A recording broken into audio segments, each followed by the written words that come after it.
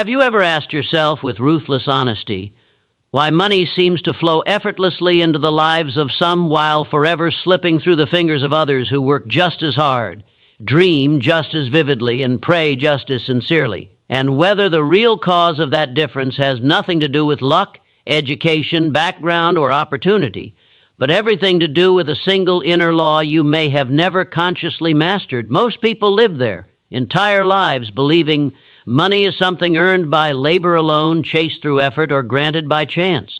They are taught to think of wealth as an external prize, distributed unevenly by a world that plays favorites. They speak of money as if it were a thing outside themselves, governed by markets, employers, governments, or fate. But this belief, quietly accepted and rarely examined, is the very belief that ensures scarcity becomes a permanent companion. The tragedy is not that people fail to accumulate wealth. The tragedy is that they never discover why they fail. And the reason remains hidden not because it is complex, but because it is internal. Money responds to law, not to need. It obeys cause, not hope. And the law it answers to begins in the mind long before it ever appears in the hand. Napoleon Hill understood this with a clarity that unsettles anyone who truly studies him. He did not speak of money as paper or coin, but as crystallized thought. He did not teach success as a system of tactics, but as a discipline of consciousness. To Hill, poverty was not merely an economic condition, it was a psychological one. Wealth, likewise, was not the result of fortunate circumstance, but the natural consequence of a mind aligned with definite purpose, burning desire, disciplined faith, and unwavering persistence. The world sees money as a reward. Hill saw it as an echo. If you trace every fortune ever accumulated back to its origin, you will not find chance, you will find a decision. A moment where someone chose a definite aim instead of wandering thought, chose belief instead of doubt, chose persistence instead of retreat. And beneath that decision lies a deeper law, one so quietly powerful that most people live their entire lives under its influence without ever knowing its name. It is the law that determines whether effort compounds or evaporates, whether opportunities appear or remain invisible, whether money becomes a servant or a tormentor. To understand this law is not merely to improve your finances, it is to alter your relationship with cause and effect itself. The mind, Hill taught, is not a passive observer of reality, it is a generator. What you consistently think, feel, and believe does not remain trapped inside you. It organizes your perception, dictates your actions, shapes your persistence, and signals to the world what you are prepared to receive. Money, being a man-made instrument, responds with eerie precision to this signal. It flows toward clarity and retreats from confusion. It multiplies in the presence of belief and disappears under the weight of fear. This is not mysticism, it is psychology. It is the predictable outcome of mental law applied without compromise. Most people sabotage themselves long before they ever fail externally. They carry vague wishes instead of definite purposes. They hope for wealth while secretly doubting they deserve it. They desire money while fearing responsibility. They speak of abundance while rehearsing scarcity in private thought. The mind cannot move in two directions at once. When desire is diluted by fear, the result is stagnation. When purpose is undefined, effort scatters. And scattered effort never accumulates power. Hill called this drifting, the silent enemy of success. The drifter works but without direction. He dreams but without commitment. He wants but without decision. And money does not respond to drifting minds. Definiteness of purpose is not a motivational phrase, it is a psychological state.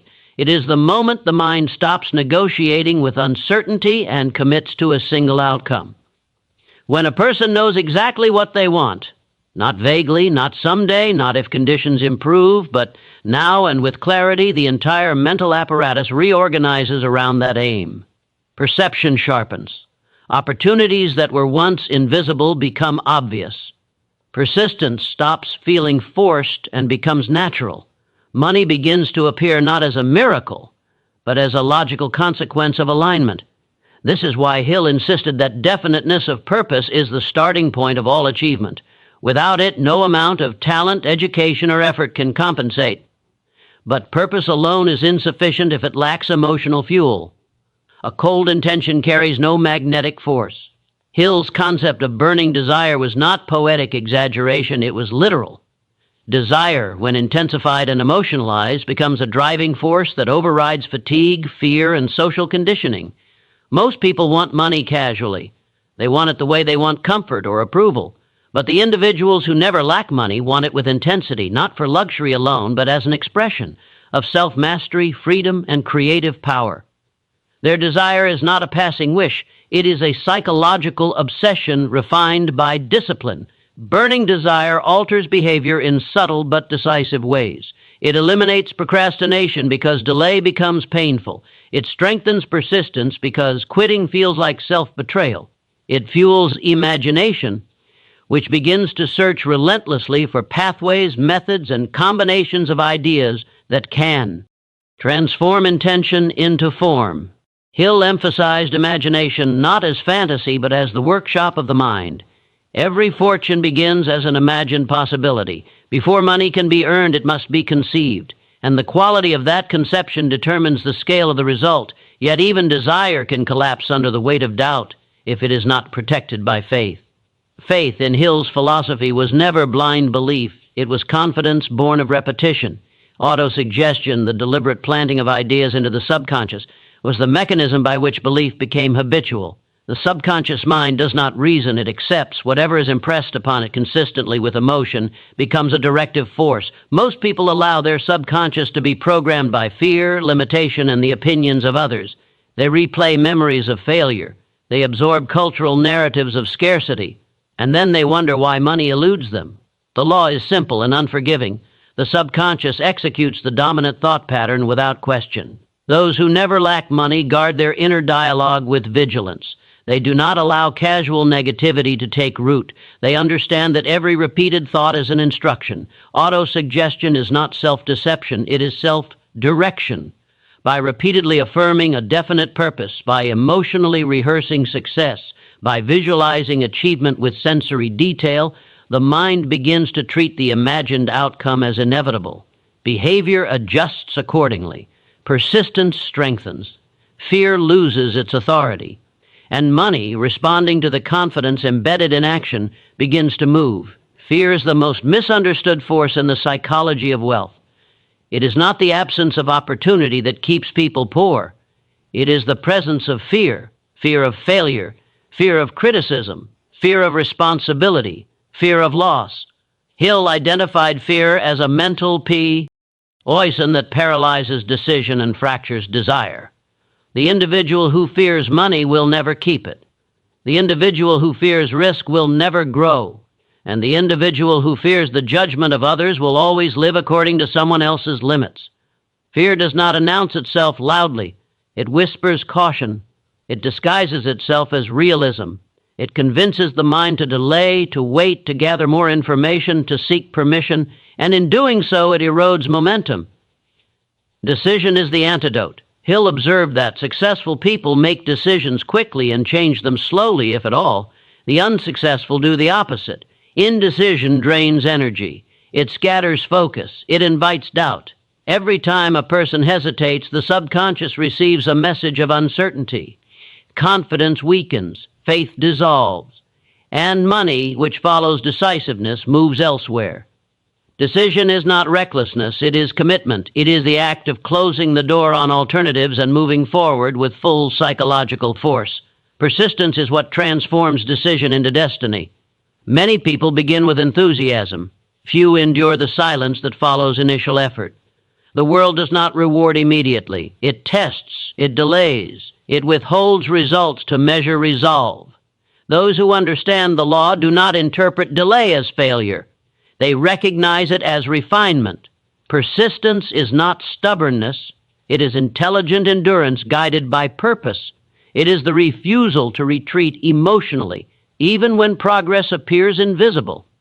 Money respects persistence because persistence signals belief, and belief sustained under pressure becomes power. Underlying all of these principles is the invisible force Hill referred to as the mastermind principle, the coordination of minds aligned toward a definite purpose. Wealth is rarely accumulated in isolation. is the product of cooperation, exchange, and value creatio, but cooperation requires confidence. Value creation requires imagination, and both require a mind free from inferiority and fear. The individual who understands the law does not see competition as threat. He sees it as stimulus. He does not hoard ideas, he refines them. He does not resent the success of others, he studies it. Money ultimately is a measure of value delivered, but value is perceived through belief. If you do not believe in what you offer, neither will the world. If you doubt your worth, your actions will reflect that doubt. Pricing, negotiation, persistence, and presentation are all expressions of self-concept. Hill understood that the deepest poverty is not lack of resources, but lack of self-belief disciplined into certainty. When the mind is trained to expect success, it behaves in ways that invite it. This law, the law that governs money, is not external. It does not reside in banks or markets or economic cycles. It resides in the disciplined alignment of thought, emotion, belief, and action toward a definite purpose. Those who never lack money are not lucky. They are law-abiding. They think with precision. They desire with intensity. They believe with discipline. They decide with authority. They persist without negotiation. And because their inner world is ordered, their outer world responds accordingly. Most people will hear this and feel a fleeting sense of inspiration, then return to old habits. But understanding this law is not about agreement. It is about application. It demands responsibility. It demands the abandonment of excuses. It demands control over one's own mind. And that is why so few ever master it. The price of wealth is not effort alone. It is self-discipline at the level of thought. If you are willing to confront your own beliefs about money, to examine the patterns you have unconsciously rehearsed, to recognize where fear has replaced decision and where vagueness has replaced purpose, then you stand at the threshold of a different outcome. Not because the world will change, but because you will. And when the mind changes, everything connected to it must follow. The law does not announce itself loudly when it begins to work. It does not arrive with dramatic shifts or sudden windfalls meant to impress the impatient mind. Instead, it moves quietly, almost invisibly, reshaping the inner architecture of the individual long before any external evidence appears. This is why so many abandon the process prematurely. They expect money to respond instantly as though it were a reward for effort rather than a reflection of alignment. But alignment is subtle. It begins with the correction of inner disorder, and disorder is what most people have lived with for so long that it feels normal. Consider how the average person approaches money. They think of it reactively. Bills arrive, needs arise, desires surface, and only then does the mind turn toward money. This reactive posture places the individual perpetually behind cause, always responding, never directing. Hill taught that the mind must move first. Money follows direction, not desperation. When thought is conditioned to react instead of initiate, it trains the subconscious to associate money with pressure, anxiety, and lack. Over time, this association becomes habitual. The individual no longer sees money as an instrument of purpose, but as a source of stress. And what the mind associates with stress, it unconsciously avoids. Those who never lack money reverse this relationship entirely. Money becomes a tool, not a threat. It is anticipated, not chased. It is planned for, not begged for. This shift does not begin with income, it begins with identity. The question is never, how can I get more money? What kind of person must I become to command it? Hill understood that income is a byproduct of personal development. To increase earnings without increasing self-discipline, clarity, and confidence is to invite instability. Money gained without inner order rarely stays. The subconscious mind plays a central role in this process. It is not persuaded by logic alone. It is influenced by repetition, emotion, and imagery. Every time a person thinks of money with fear, resentment, or longing tinged with doubt, that emotional charge reinforces a pattern. Over years, this pattern hardens into belief. Belief then dictates behavior automatically. This is why two individuals can face the same opportunity and respond entirely differently. One sees possibility, the other sees risk. One acts decisively, The other hesitates. The difference is not intelligence, it is conditioning. Autosuggestion is the deliberate interruption of destructive conditioning. It is the conscious re-education of the subconscious through disciplined repetition of constructive ideas. Hill insisted on this practice not because it was mystical, but because it was effective. The subconscious does not distinguish between true and false in the abstract. It responds to what is consistently impressed upon it with feeling. When a definite purpose is repeatedly affirmed, when success is vividly imagined, when confidence is rehearsed emotionally, the subconscious begins to accept these ideas as instructions. Behavior shifts accordingly, often without conscious effort, yet autosuggestion alone cannot override contradiction. If a person affirms wealth but lives in constant fear of loss, the stronger emotion will dominate. This is why Hill emphasized emotional control as much as mental clarity. Emotion is the language of the subconscious. Fear, when unchecked, speaks louder than affirmation. To master money, 1. First, master emotional reactions to uncertainty, delay, and criticism. Emotional mastery is not suppression. It is discipline. It is the ability to feel without being governed by feeling. Fear of poverty is one of the most destructive emotions in human psychology. It drives people to make short-term decisions that sabotage long-term growth. It encourages hoarding instead of investing, compliance instead of leadership, safety instead of progress. Hill observed that fear of poverty often masquerades as prudence. People tell themselves they are being careful, realistic, responsible. But beneath this rationalization lies avoidance of risk, and beneath that lies doubt in one's own ability to recover, adapt, and create value. The individual who trusts his mind does not fear loss because he understands that wealth is not a possession but a capacity. This distinction is critical. Those who lack money believe wealth is something you have. Those who never lack money understand wealth is something you do. It is the continuous application of intelligence, imagination, and discipline to the creation of value. Money flows to those who solve problems effectively and persistently, but problem-solving requires confidence in one's own thinking.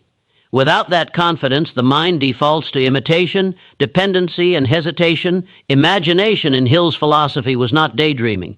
It was a strategic faculty. He distinguished between synthetic imagination, which recombines existing ideas, and creative imagination, which receives insight seemingly from nowhere. Both are activated through intense desire and focused attention.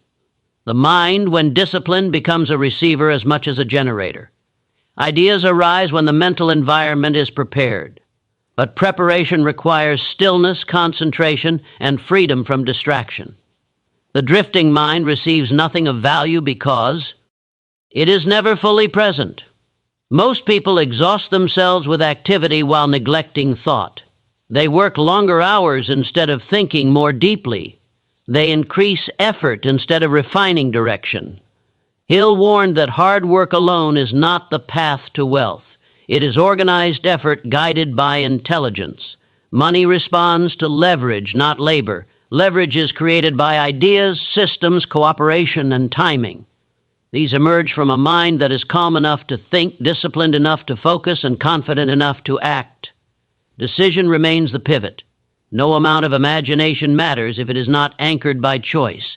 Indecision is not neutrality. It is a decision to drift. When the mind refuses to commit, it sends a signal of uncertainty to every faculty within. Effort weakens, persistence erodes, faith dissolves. The individual becomes vulnerable to influence, easily swayed by opinion, easily discouraged by delay.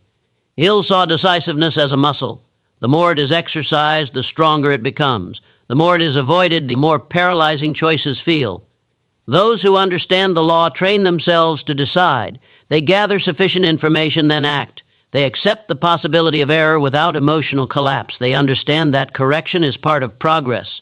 The fear of being wrong is often stronger than the desire to be successful, and this fear keeps countless people locked in planning mode indefinitely. Money does not reward planning. It rewards execution adjusted by feedback. Action clarifies thought. Thought alone cannot do so. Persistence, then, becomes the filter through which intention proves its legitimacy. Many desire wealth. Few are willing to endure the monotony, rejection, and delayed gratification that accompany its pursuit. Persistence is not dramatic, it is quiet. It is the daily return to purpose when enthusiasm fades. It is the refuse, to reinterpret temporary defeat as permanent failure. Hill noted that every major success story includes moments where quitting would have seemed rational. The difference is that successful individuals do not consult reason when persistence is required. They consult commitment. The law of money is impartial. It does not care about excuses, intentions, or circumstances. It responds to alignment. When thought, emotion, belief, decision, and action point in the same direction consistently, results must follow. This is not optimism, it is mechanics. Misalignment produces friction. Alignment produces momentum. Momentum attracts resources, cooperation, and opportunity. People are drawn to certainty. They trust confidence. They invest in clarity. Money follows the same pattern. Self-discipline is the glue that holds this alignment together.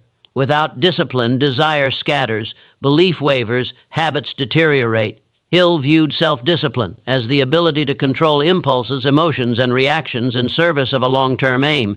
It is the willingness to sacrifice immediate comfort for future gain. Those who lack money often lack discipline not because they are weak, but because they have never trained it deliberately.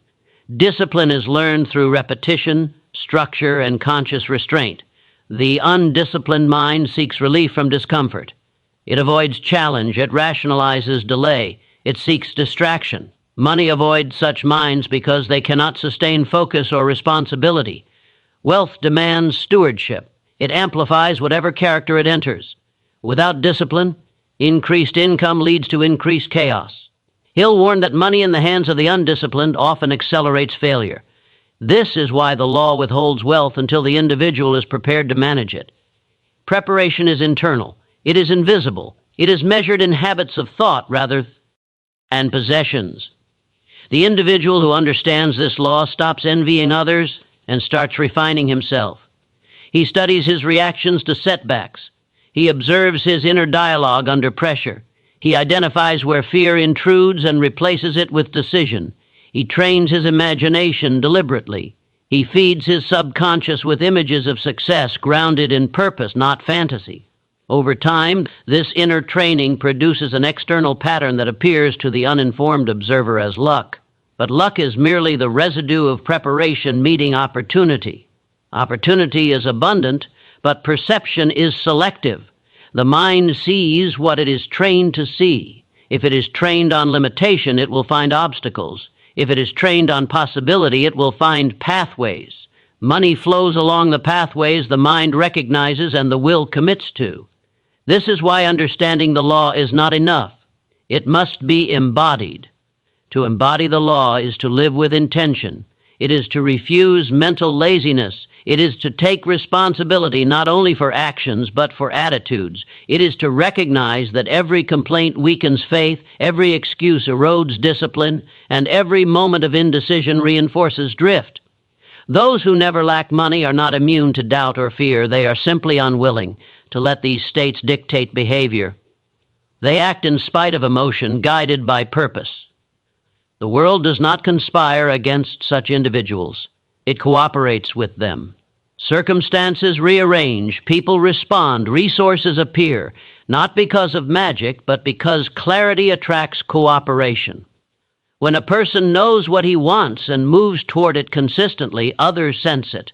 Confidence is contagious. Purpose is persuasive.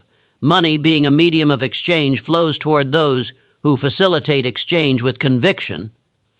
This law operates whether one acknowledges it or not. Ignorance does not exempt anyone from its company. Sequences. Those who remain vague, fearful, undisciplined, and indecisive will continue to experience scarcity, regardless of effort. Those who accept responsibility for their inner state will gradually experience abundance, regardless of initial circumstance. The difference is not privilege, it is principle. And principles do not bend to preference. They reward those who respect them and punish those who ignore them. To understand this law intellectually is only the beginning.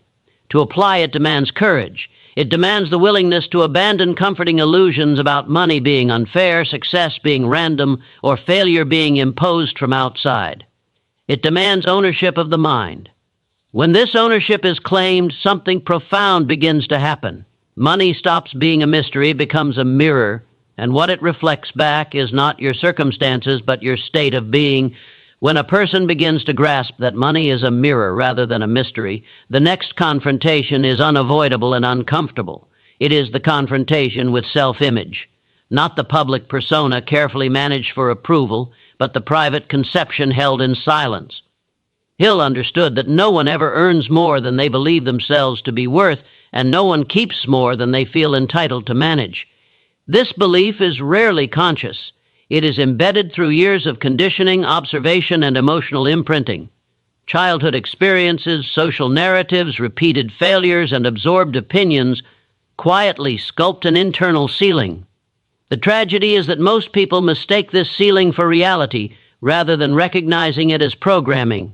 Self-image governs behavior with absolute authority. If a person sees himself as someone who struggles, he will unconsciously sabotage ease.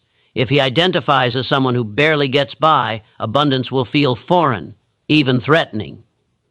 The subcon, Sios, seeks consistency. It will reject experiences that conflict with identity, even if those experiences are beneficial. This is why sudden wealth so often leads to rapid loss when the mind has not been prepared to hold it. The individual feels out of place in prosperity and unconsciously engineers a return to familiar scarcity. The law is mercilessly precise. Hill taught that the rebuilding of self-image must be intentional. It cannot be left to chance or circumstance. Autosuggestion again becomes the tool, but now its target is deeper. It is not merely about affirming wealth, but about reshaping the concept of self. The individual must repeatedly impress upon the subconscious a new identity, one capable of value creation, leadership, decision, and stewardship. This process is not comfortable. It challenges long-held beliefs. It requires the abandonment of excuses that have served as emotional shelters. But without this internal shift, money remains transient. Responsibility is the cornerstone of this transformation. Most people claim they want wealth, but few want responsibility. Responsibility demands accountability for outcomes without refuge in blame. It requires acknowledgement that results are earned through alignment, not owed through effort. Hill observed that people who habitually blame conditions, institutions, or other individuals for their financial state surrender their creative power. The moment blame enters, responsibility exits. And where responsibility is absent, control is impossible. Those who never lack money accept responsibility at a level that appears extreme to the average mind. They do not ask who is at fault when results fall short. They ask what adjustment is required. They do not dwell on injustice. They focus on leverage. This does not mean they deny reality or ignore obstacles. It means they refuse to interpret obstacles as final AU. Authority. They treat every setback as information rather than judgment. Information can be used. Judgment paralyzes. This perspective requires emotional maturity. It requires the capacity to endure discomfort without seeking immediate relief. Many financial failures are not caused by lack of knowledge, but by inability to tolerate tension, the tension of uncertainty, the tension of delayed reward, the tension of criticism. Hill emphasized that emotional reactions are habits, and habits can be trained. The individual who reacts impulsively to stress will make poor decisions under pressure. The individual who can remain composed will see options others miss. Money is attracted to composure because composure enables clarity. Clarity enables strategy. Strategy enables effective action. The frantic mind seeks escape. The calm mind seeks solutions. Hill's philosophy was not about positive thinking in the shallow sense. It was about disciplined thinking under pressure. Faith in this context was not denial of difficulty. It was confidence in one's ability to navigate difficulty. Faith must be distinguished from hope. Hope is passive. Faith is active. Hope waits for circumstances to improve. Faith moves regardless of circumstance. Hill's faith was rooted in self-reliance and mental control. It was the unwavering expectation that a definite purpose, pursued persistently, would eventually manifest. This expectation alters behavior in subtle ways. It prevents premature quitting. It sustains effort during periods of silence. It keeps imagination engaged when results are delayed. The period of silence is where most people fail. They begin with enthusiasm fueled by desire. They act. They see little immediate reward. Doubt enters. Doubt weakens faith. Faith weakens persistence. Persistence collapses. The individual concludes the method does not work when in reality they abandon. Wondered moments before momentum would have emerged. Hill warned repeatedly that the greatest enemy of success is not failure but boredom. The mind craves stimulation. When progress becomes routine rather than exciting, commitment is tested. Those who understand the law anticipate this phase. They do not interpret monotony as stagnation. They understand that repetition is how habits form, and habits are how results compound. Money compounds through consistency. Relationships compound through reliability. Skill compounds through practice. The mind compounds through disciplined focus. There is nothing glamorous about this process. That is precisely why it is effective.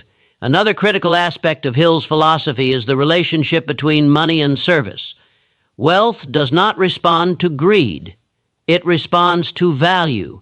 The individual who pursues money as an end often experiences frustration because money itself is inert. It is a medium of exchange. It moves toward those who facilitate exchange by solving problems, improving conditions, or satisfying needs effectively. Hill insisted that riches come to those who make themselves valuable, not those who demand reward. This principle challenges the entitlement mindset deeply ingrained in modern thinking. Many believe effort alone entitles them to compensation. But effort without direction, relevance, or impact does not create value. Value is determined by the market, not the individual's feelings.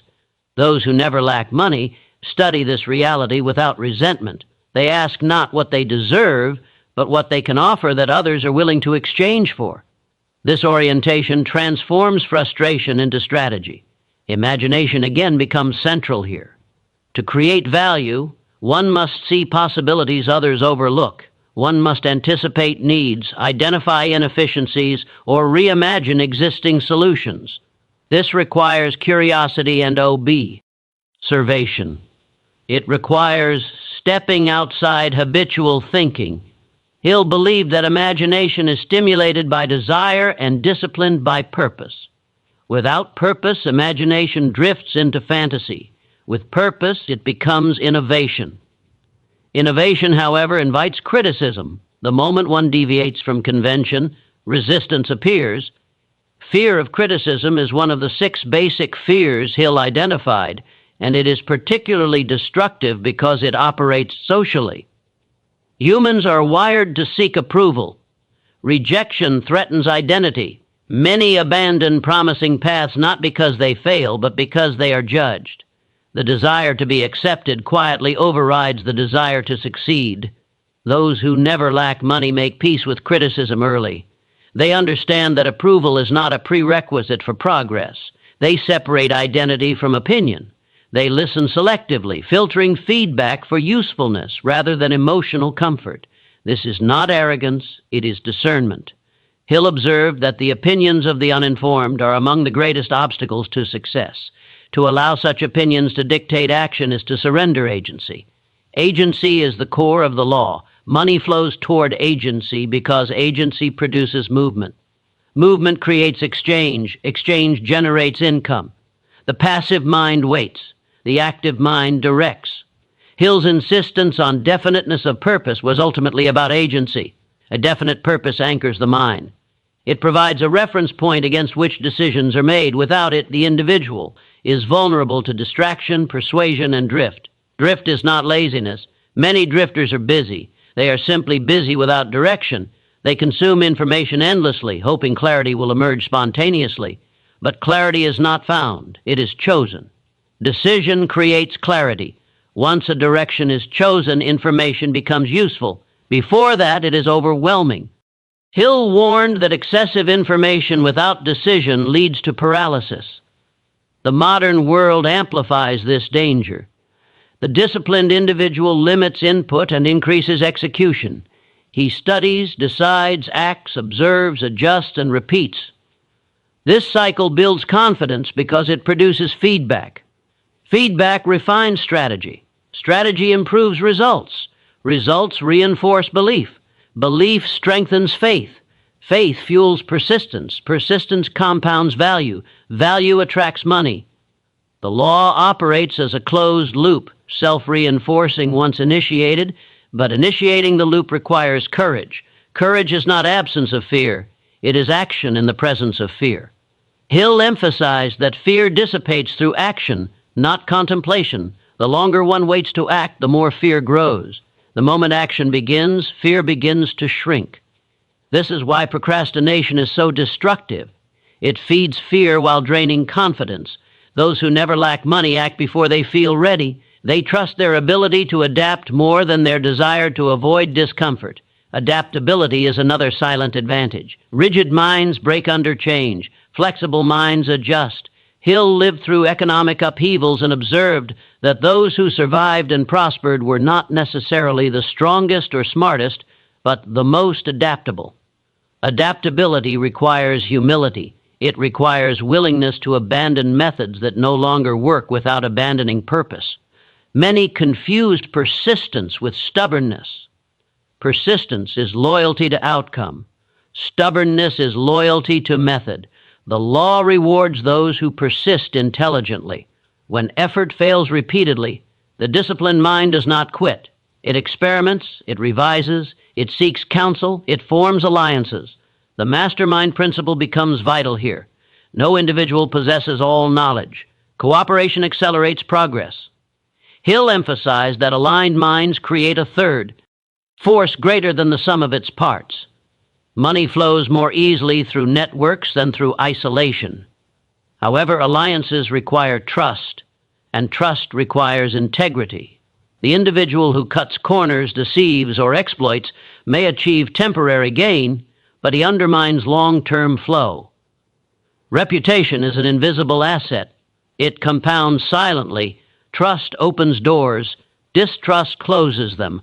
Hill warned that unethical behavior poisons the subconscious, creating internal conflict that erodes confidence. Inner conflict manifests as inconsistent action, poor judgment, and self-sabotage. Those who never lack money maintain congruence between values and behavior. They understand that integrity simplifies decision-making. When actions align with principles, the mind is unburdened by rationalization. Energy is conserved. Focus increases. This internal harmony enhances effectiveness. Money, responding to reliability and consistency, follows. As this understanding deepens, the individual begins to experience a shift in relationship with time. Urgency is replaced by patience. Patience is not passivity.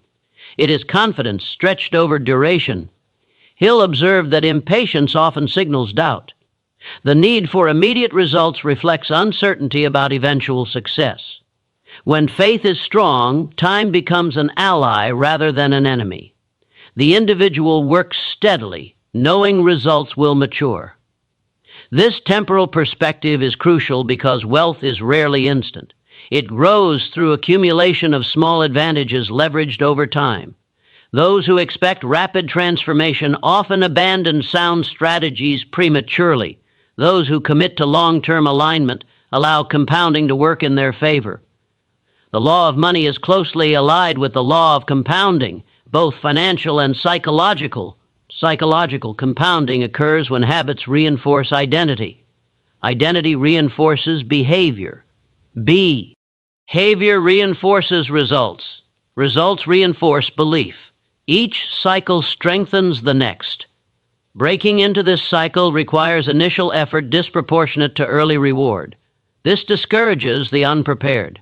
But once momentum is established, effort becomes easier. Hill understood this asymmetry and emphasized persistence precisely because the early phase is the most deceptive At this stage of understanding, the individual no longer asks whether the law works. He sees it operating everywhere. He notices how decisiveness attracts cooperation, how confidence invites opportunity, how fear repels support. He recognizes patterns in others and in himself. Money ceases to feel random. It feels responsive. This awareness is empowering but also demanding. Ignorance can no longer serve as an excuse. To know the law is to accept responsibility for one's mental state. There is no comfort in this knowledge, only power. Power demands discipline. Discipline demands sacrifice. Sacrifice demands purpose. And purpose, once chosen, demands loyalty. This is the internal price paid by those who never lack money. As the individual continues to live under this law consciously, another subtle transformation occurs, one that separates temporary improvement from permanent change. The mind begins to internalize authority. No longer does it look outward for permission, validation, or rescue.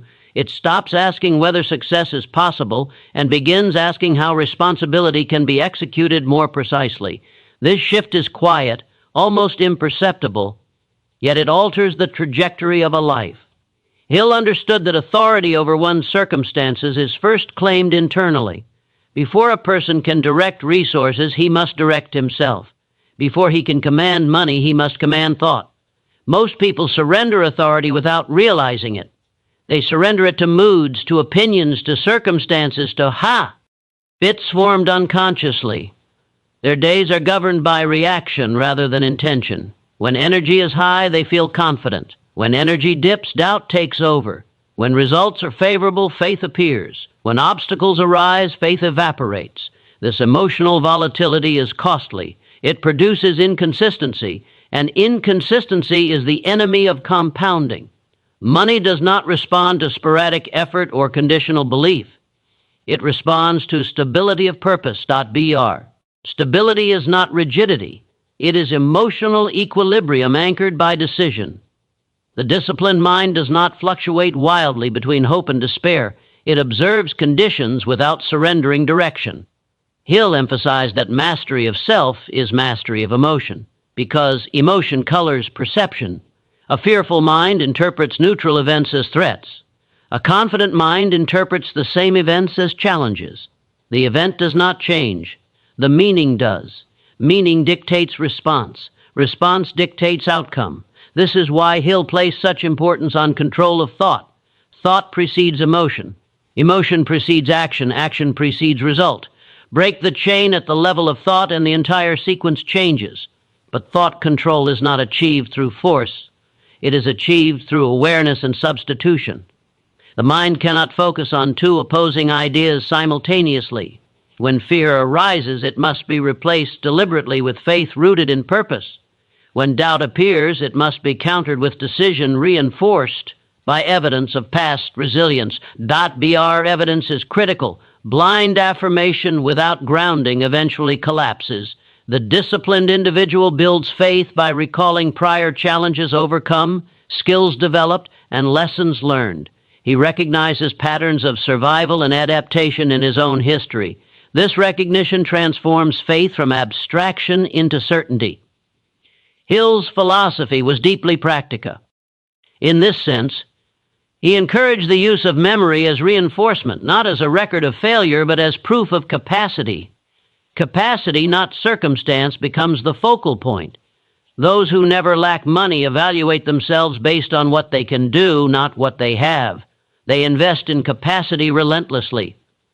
Skills, relationships, knowledge, and health are treated as assets. Money flows naturally toward those who expand their capacity to create value. This expansion is rarely dramatic. It occurs through deliberate practice, study, and experimentation. It requires humility because learning exposes ignorance. Many avoid growth not because they cannot learn, but because learning threatens ego. Ego is another silent obstacle to wealth.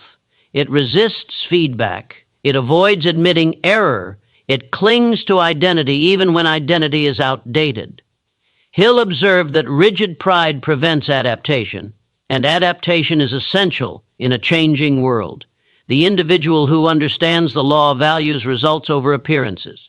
He is willing to be wrong publicly if it leads to being right eventually. He treats mistakes as tuition rather than verdicts. This attitude transforms failure into a resource. Instead of avoiding failure, he analyzes it. He dissects what worked, what did not, and why. He adjusts method without abandoning purpose. This analytical approach requires emotional distance. One must be able to separate self-worth from outcome. Hill understood that attachment to outcome breeds fear, and fear distorts judgment. When self-worth is anchored in effort and integrity rather than immediate success, the mind remains clear. Clarity enables strategic thinking. Strategy is the application of intelligence to purpose.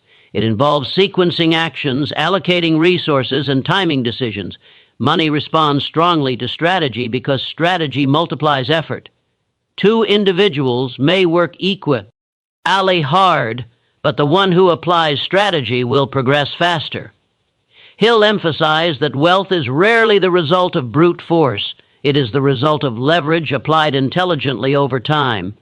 Leverage takes many forms. It can be technological, relational, intellectual, or organizational, but all leverage begins with thought. One must think beyond linear effort. This requires imagination, disciplined by analysis. The imaginative mind generates possibilities. The analytical mind evaluates them. Together, they produce innovation. Hill's insistence on balancing imagination with definiteness of purpose was designed to prevent distraction while encouraging creativity. Distraction is a major threat in modern life. Endless information, constant stimulation, and social comparison fragment attention. A fragmented mind cannot sustain purpose. It cannot persist. It cannot compound. Those who never lack money protect their attention fiercely. They choose what to ignore as deliberately as what to pursue. Hill understood that focus is a finite resource. To dissipate it is to weaken will. Willpower, contrary to popular belief, is not limitless. It must be conserved and directed. The disciplined individual structures his environment to support his aims. He reduces unnecessary decisions. He establishes routines. He aligns habits with purpose. This reduces friction and preserves mental energy for strategic thinking and decisive action. Money responds to efficiency, and efficiency begins in the mind. Environment plays a significant role in conditioning. Hill warned against associating closely with individuals who reinforce doubt, complacency, or negativity. This was not elitism. It was pragmatism. Emotional contagion is real. Attitudes spread. Beliefs normalize. The individual who immerses himself in environments hostile to ambition will struggle to maintain faith. Those who never CK money curate their influences carefully. They seek association with thinkers, builders, and problem solvers. They engage in mastermind alliances where ideas are exchanged and refined. Such alliances accelerate growth because they expose blind spots. They challenge assumptions. They provide perspective. Hill believed that the mastermind principle was one of the most powerful forces available to humans because it multiplies intelligence. Money flows more readily where intelligence is pooled. Cooperation reduces error and expands opportunity. Isolation magnifies limitations. Yet cooperation requires communication skills. The ability to articulate ideas clearly, persuade ethically, and listen actively is crucial. Money often flows through conversation before it flows through contracts. Hill emphasized the importance of self-expression grounded in confidence. The hesitant communicator undermines trust. The arrogant communicator alienates allies. The effective communicator balances conviction with openness. Conviction itself must be genuine. Pretended confidence is fragile. It collapses under scrutiny. Genuine confidence arises from preparation and self-respect. The disciplined individual prepares thoroughly. He studies his field. He understands his value proposition. He anticipates objections. Preparation reduces anxiety. Anxiety clouds judgment. Judgment errors cost money. As confidence solidifies, another shift occurs. The individual begins to think in terms of contribution rather than acquisition. This is not altruism divorced from ambition. It is strategic alignment with the law. Money flows toward those who solve meaningful problems. The larger the problem solved, the greater the compensation. Those who focus narrowly on extracting money often overlook opportunities to create value at scale. Hill encouraged expansive thinking, not limited by current resources, but guided by purpose. Expansive thinking requires courage because it challenges perceived limits. Many unconsciously restrict their goals to avoid disappointment. They aim low to protect ego, but low aims produce low energy. Energy fuels persistence. Without energy, effort falters. Hill insisted on high aims not as fantasy, but as stimulation. A compelling vision mobilizes faculties that remain dormant under modest goals. Money responds to ambition when ambition is disciplined and purposeful. Discipline ensures ambition does not become recklessness. The disciplined, ambitious mind evaluates risk rationally. It distinguishes between calculated risk and impulsive gamble. Risk is inherent in progress. Avoiding all risk guarantees stagnation. Those who never lack money develop risk tolerance through experience. They take manageable risks, learn from outcomes, and gradually expand capacity. Fear diminishes as competence grows. Competence is cumulative. Each skill learned enhances adaptability. Each challenge overcome strengthens confidence. Over time, the individual develops an internal reference point for capability. He no longer measures himself against others, but against his own standards. This internal benchmark stabilizes motivation. External comparison breeds envy or complacency. Internal standards breed growth. Hill warned against envy as corrosive. Envy distracts attention from self-improvement. It distorts perception. It fosters resentment. Resentment poisons the subconscious, undermining autosuggestion. The individual who envies success subconsciously rejects it. Those who never lack money replace envy with study. They analyze what others do well and adapt principles without imitation. They understand that success leaves clues, but paths are personal.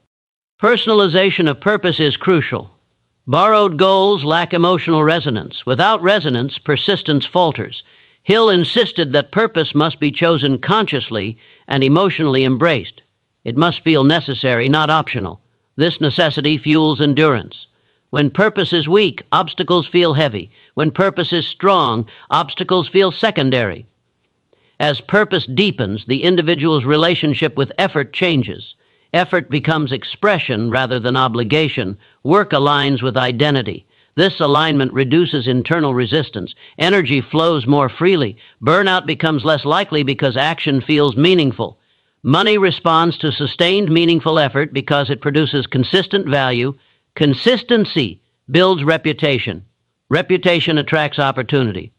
Opportunity expands reach. Reach increases impact. Impact generates income. This sequence is not accidental. It is lawful. Each step depends on the previous one being executed with integrity and discipline. Skipping steps leads to fragility. Hill emphasized patience precisely because rushing the process undermines foundation. Foundation is everything. Without a stable mental foundation, external success is unstable. Those who chase money without inner alignment experience volatility. Those who build alignment first experience durability. Durability is the true marker of wealth. To never lack money does not mean constant abundance without challenge. It means sustained capacity to generate income regardless of circumstance. It means resilience. Resilience is born from self-trust. Self-trust develops through honoring commitments to oneself. Each time the individual follows through on intention, confidence grows. Each time he betrays intention, confidence erodes. Hill stressed the importance of small promises kept. They condition the subconscious to trust the conscious mind. This trust is essential. Without it, decision loses power. Decision once again remains central. The individual who delays decision undermines momentum. The individual who decides and adjusts maintains it. Hill observed that decisive individuals appear lucky because they are constantly in motion. Motion attracts feedback. Feedback refines direction. Direction attracts resources. The stationary mind receives nothing. As these principles integrate, the individual begins to experience a quiet certainty, not arrogance, not complacency. Certainty rooted in understanding of law. He no longer fears scarcity because he understands its causes. He no longer worships money because he understands its function. He respects it. He directs it. He allows it to flow through him as a tool of purpose.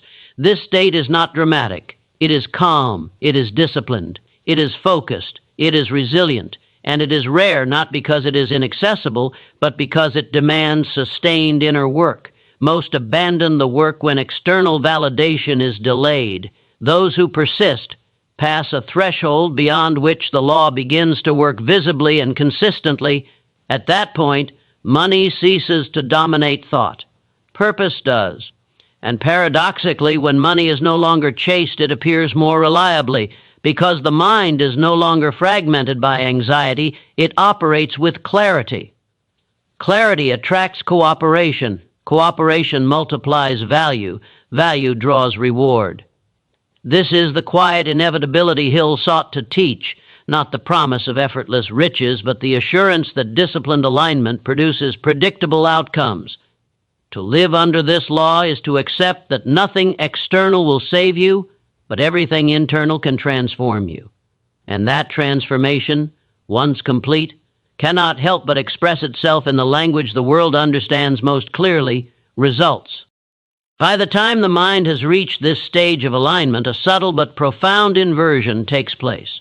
The individual no longer orients his life around money, yet money begins to orient itself around him. This is not mysticism or arrogance. It is the natural consequence of internal order expressed through consistent action. Hill understood that when the mind is disciplined, purpose-driven, and emotionally governed, it becomes a stable center of gravity. Resources move toward stability. People trust it. Opportunities orbit it. Money follows trust. Trust, however, is not merely something others place in you. It is something you place in yourself repeatedly through action. Self-trust is the quiet confidence that you will do what you say, endure what you must, and adapt when necessary. It is built incrementally, through countless moments where comfort is sacrificed for principle. The individual who has not cultivated self-trust unconsciously seeks reassurance from others, from circumstances, from signs. This dependency weakens decision. The law does not respond to dependency. It responds to authority. Authority does not mean domination over others. It means sovereignty over self. The sovereign individual governs impulses, directs attention, and regulates emotion. He does not allow momentary feeling to override long-term intention. Hill emphasized that the inability to delay gratification is one of the greatest barriers to wealth. Immediate pleasure competes directly with future gain. The undisciplined mind chooses relief now and rationalizes the cost later. The disciplined mind accepts temporary discomfort in service of enduring freedom. This discipline extends to thinking patterns. Many people allow their minds to wander into anxiety, regret, or fantasy without intervention. These mental excursions drain energy and dilute focus. Those who never lack money monitor their inner dialogue carefully. They interrupt destructive thought patterns and redirect attention toward constructive analysis. This is not repression. It is stewardship. The mind is treated as a resource, not a playground. Stewardship also applies to time. Time is the only truly non-renewable asset. Money can be lost and regained. Time cannot. Hill observed that most people waste time unconsciously, then attempt to compensate with increased effort. But effort cannot replace time lost to distraction. Those who understand the law treat time as an investment. They allocate it deliberately to activities that compound value: learning, building, planning, executing. They reduce activities that produce momentary pleasure without lasting benefit. This does not mean a life of austerity or joylessness. It means intentional enjoyment. Pleasure chosen consciously enhances life. Pleasure chosen compulsively erodes it. The difference lies in control. The disciplined individual enjoys rest without guilt because it is earned and restorative. The undisciplined individual seeks escape and returns depleted. Money responds to vitality, not exhaustion. Vitality is preserved through balance guided by purpose. Purpose continues to deepen at this stage. It evolves from a desire for personal success into a broader vision of impact. This evolution is not forced. It emerges naturally as capacity increases. When survival is no longer the primary concern, the mind seeks meaning. Hill believed that enduring wealth is often tied to service beyond self, not because of moral obligation alone, but because broader impact creates broader exchange. The individual who improves lives at scale is compensated at scale. Scale requires systems. Systems extend effort beyond individual limitation. The disciplined mind thinks in systems rather than isolated actions. It designs processes that operate consistently. It delegates appropriately. It leverages technology and collaboration. Hill understood that no great fortune is built solely through personal labor. It is built through organization. Organization is the expression of thought in structure. Structure reduces reliance on willpower. It creates predictability. Predictability enables planning. Planning enables growth. Growth attracts capital. Capital amplifies reach. This sequence is lawful. Those who resist structure often do so because it feels restrictive. But structure, when aligned with purpose, is liberating. It frees mental energy for creativity and strategy. Money flows more readily through organized channels than through chaos. At this level, the individual's relationship with risk matures further. He no longer avoids risk out of fear, nor seeks it for excitement. He evaluates it soberly. He understands that stagnation carries its own risk, often greater than calculated action. He recognizes that the greatest risk is dependence on a single source of income, a single skill, or a single method. Diversification of capacity becomes a priority. Diversification does not mean dilution of focus. It means expansion from a stable base. Hill warned against scattering effort prematurely. One must first establish competence and reliability in a chosen domain. Only then does expansion strengthen rather than weaken. This principle applies psychologically as well. The mind must master one purpose before it can integrate others. Premature multiplicity breeds confusion. Confusion is costly. It drains confidence and invites doubt. The disciplined individual simplifies relentlessly. He clarifies objectives. He eliminates unnecessary commitments. He aligns actions with highest leverage. This simplicity creates momentum. Momentum is felt internally as confidence and externally as progress.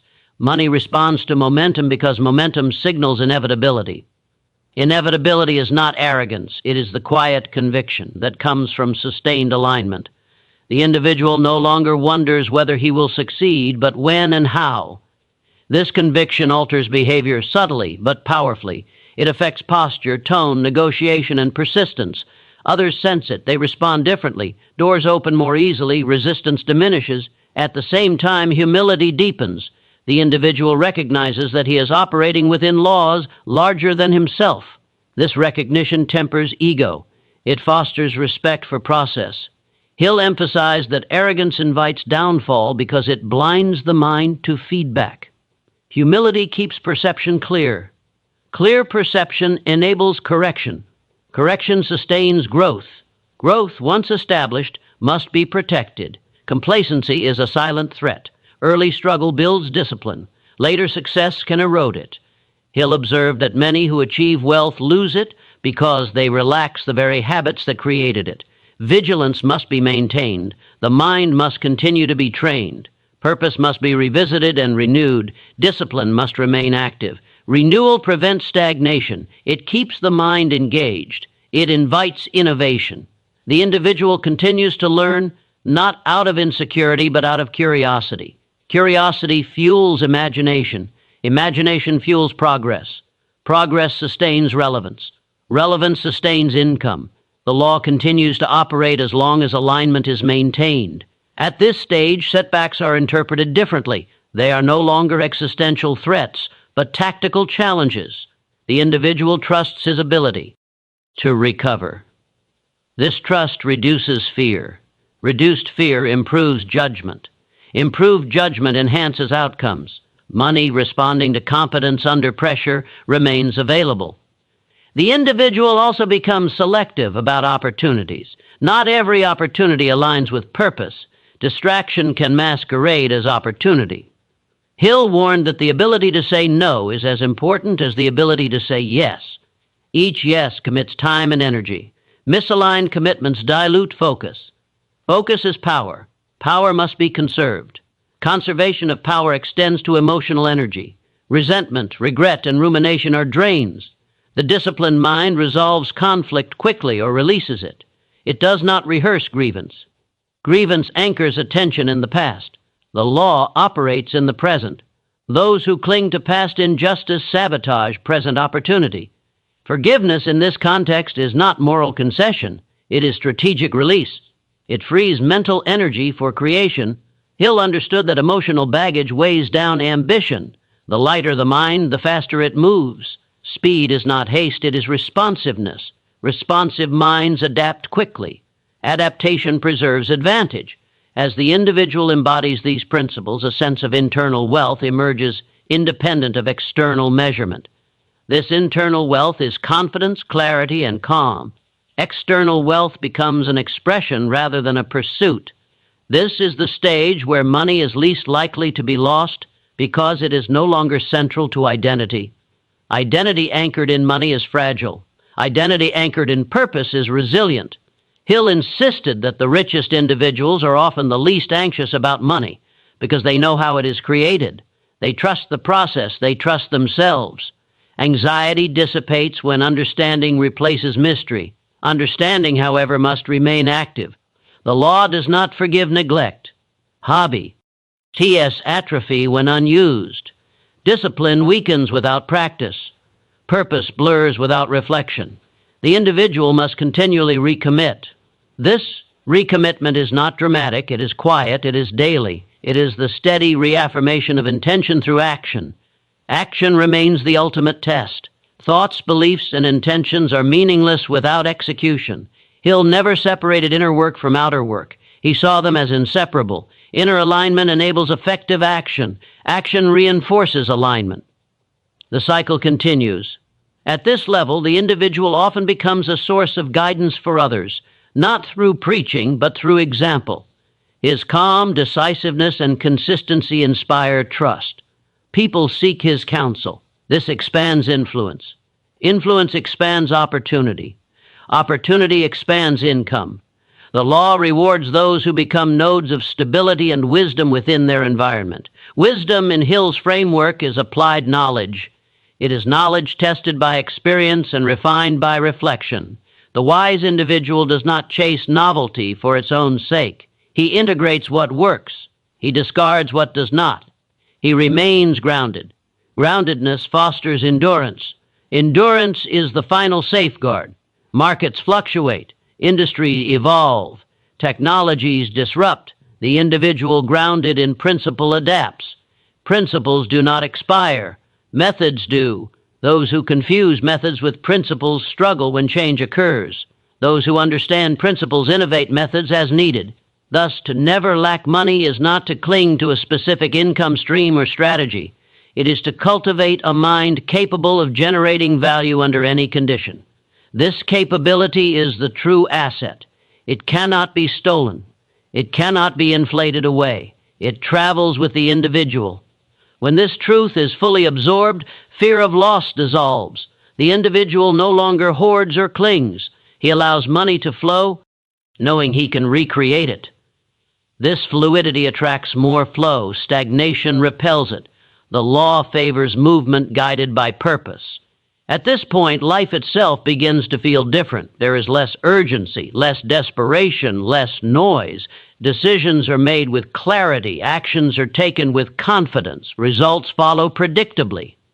Not always immediately, not always easily, but reliably. This reliability is the hallmark of mastery. It is not visible to the casual observer. It is felt internally as stability. It is expressed externally as consistency. And it is this consistency that ensures money remains a companion rather than a concern. What remains now is the final confrontation, the moment where understanding must harden into resolve. The law has been revealed, examined, and internalized. The remaining question is not whether it works, but whether it will be honored without compromise. There comes a moment, often quiet and unremarkable on the surface, when understanding ceases to be theoretical and becomes a demand. This moment does not announce itself with drama. It arrives as a tension inside the mind, a pressure between who you have been and who you now know you must become. Napoleon Hill understood that this moment is the true dividing line between those who merely admire truth and those who submit to it. Everything up to this point has been preparation. Everything that follows is consequence. At this stage, excuses lose their emotional power. You can no longer convincingly tell yourself that circumstances are to blame, that timing is unfavorable, that others have advantages you lack. Those narratives collapse under the weight of awareness. You now see the law at work everywhere, impartial and exact, rewarding alignment and punishing drift. To ignore it now is not ignorance, it is refusal. And refusal carries a cost far heavier than failure ever could. The min. D, once awakened to responsibility, cannot return comfortably to passivity. Comfort itself becomes suspect. Ease without purpose feels empty. Activity without direction feels wasteful. Hill believed that once a person truly grasps the laws governing success and money, stagnation becomes psychologically painful. This pain is not punishment, it is guidance. It is the internal signal urging movement, commitment, decision. Decision now takes on its most serious form, not the small daily choices, but the ultimate decision about how you will live, whether you will drift or direct, whether you will allow fear to negotiate your future or insist that purpose set the terms, whether you will continue to react to life or finally claim authority over it. This decision cannot be postponed indefinitely. Delay is itself a choice, and it always favors the past over the future. Hill warned that the greatest danger is not that people fail to succeed, but that they succeed too late, after years of drifting have eroded ambition and dulled desire. Time does not pause for reflection. Every day lived without purpose strengthens habits that resist change. The longer indecision persists, the more effort is required to reverse it. This is why the law demands urgency, not panic, but seriousness. Life must be taken seriously before it can be shaped deliberately.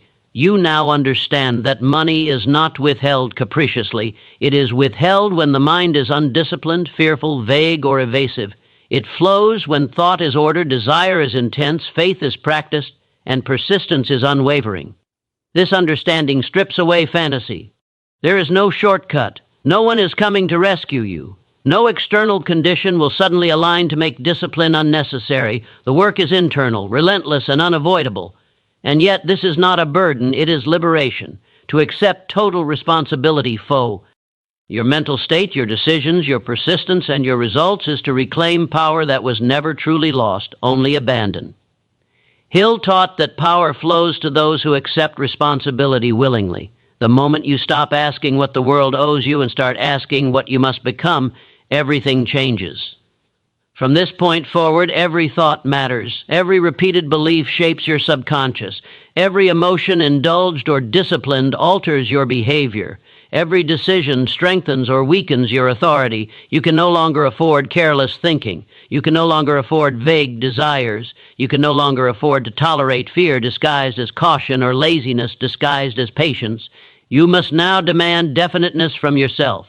Not tomorrow, not when conditions improve. Now, you must know what you want, why you want it, and what you are willing to give in return. Desire without sacrifice is fantasy. Purpose without persistence is delusion. Faith without action is self-deception. The law does not respond to words. It responds to alignment demonstrated over time. You must condition your mind daily. Feed it images of success grounded in effort. Rehearse confidence until it becomes habit. Interrupt fear the moment it speaks. Replace it with decision. Replace doubt with evidence of your capacity to endure. Replace distraction with focus. This is not optional. The mind left unattended defaults to limitation.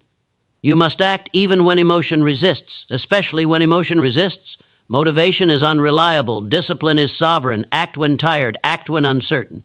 Act when results are invisible. Persistence is the signal the law recognizes. It is the proof of belief. Without it, desire evaporates and faith collapses. You must accept that criticism will come, delays will test you, and failure will instruct you. These are not signs to retreat. They are the price of admission. Every person who has ever commanded money, influence, or freedom has paid this price. Those who refused remain spectators to their own potential. You must organize your life around purpose. Structure your time. Guard your attention. Choose your influences. Build habits that support your aim. Remove what weakens you without apology. This is not selfishness. It is survival at the level of destiny. A scattered life cannot produce concentrated results. You must commit to lifelong growth. Skills must be sharpened, knowledge must expand, capacity must increase. The world will not wait for you to feel ready. Relevance is earned continuously. Those who stop learning begin declining immediately, regardless of past success. And above all, you must stop negotiating with yourself. Stop lowering standards to accommodate comfort. Stop revising goals to avoid effort. Stop pretending you do not know what discipline requires. You do know. The discomfort you feel when you avoid action is proof of that knowledge. Honor it. The law is already working. It always has been. The only question is whether it is working for you or against you. From this moment forward, you either bring your thoughts, emotions, decisions, and actions into alignment with it, or you accept the consequences of resisting it. There is no neutral ground. Do not wait for confidence. Build it through action. Do not wait for clarity. Create it through decision. Do not wait for opportunity. Become the kind of mind opportunity seeks. Take full ownership of your inner world, because your outer world has always been its reflection. This is the moment to decide, without retreat and without excuse, that you will govern your mind, define your purpose, discipline your actions, and persist until results appear, and then persist beyond them. Commit not emotionally, but decisively. Commit not rarely, but completely. The law does not demand perfection. It demands obedience. Obedience to purpose. Obedience to discipline. Obedience to persistence. Pay that price now, consciously and relentlessly, and you will never again be at the mercy of circumstance, fear, or lack. Refuse it, and no amount of effort will save you. Choose now. Take responsibility now. Act now. And from this moment forward, live as the kind of person for whom money is no longer a question but a consequence.